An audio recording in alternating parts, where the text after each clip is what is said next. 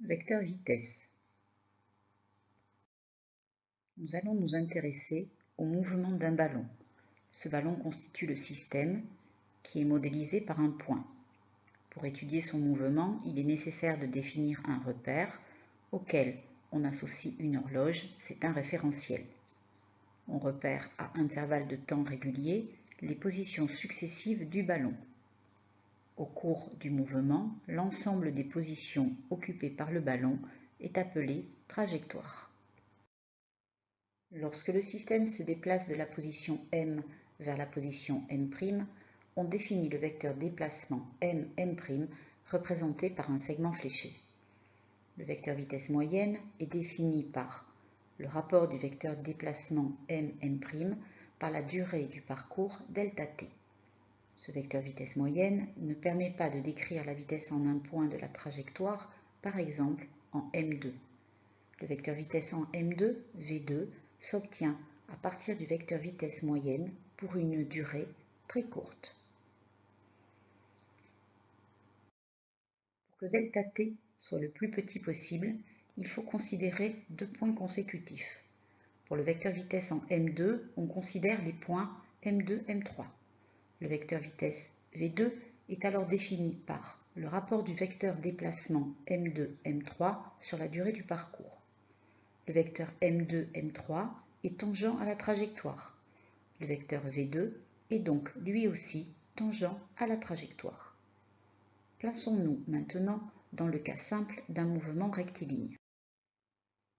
On repère toutes les 200 millisecondes les positions d'une voiture modélisée par le point M. L'ensemble des positions M1, M2, M3, M4, M5 et M6 sont alignées. On dit que le mouvement est rectiligne. Comment représenter le vecteur vitesse en un point, par exemple en M4? Calculons tout d'abord sa valeur. Cette valeur se calcule comme le rapport de la distance M4-M5 sur la durée du parcours. La longueur M4-M5 mesure 3 cm sur le dessin. À l'aide de l'échelle des longueurs fournies, M4-M5 vaut 3 mètres. La durée qui s'est écoulée entre M4 et M5 est égale à 200 millisecondes. On obtient alors V4 égale 3 mètres sur 200 fois 10 puissance moins 3 secondes, car il ne faut pas oublier de convertir taux en secondes pour avoir une vitesse en mètres par seconde. V4 est donc égal à 15 mètres par seconde. Pour tracer ce vecteur vitesse, déterminons ses autres caractéristiques. Son origine est le point M4. Il est dirigé suivant la tangente à la trajectoire et est orienté dans le sens du mouvement, c'est-à-dire de M4 vers M5. Sa valeur est celle calculée précédemment, soit 15 mètres par seconde. Le vecteur vitesse V4 est représenté par un segment fléché à l'aide d'une échelle de vitesse, par exemple 1 cm pour 10 mètres par seconde. Avec cette échelle, le segment fléché doit avoir une longueur de 1,5 cm.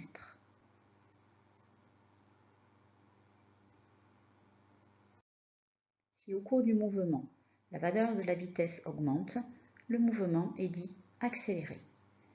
Si la valeur de la vitesse diminue, le mouvement est dit décéléré.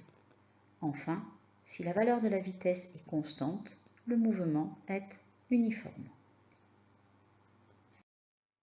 Retenons donc, le vecteur vitesse moyenne est défini par le rapport du vecteur déplacement M', par la durée du parcours ΔT. Lorsque cette durée devient très petite, alors le vecteur vitesse en un point, par exemple V2, est assimilé au vecteur vitesse moyenne. Le vecteur vitesse en un point a pour direction la tangente à la trajectoire, pour sens celui du mouvement, et sa valeur s'exprime en mètres par seconde. Pour le représenter, il est indispensable de choisir une échelle adaptée.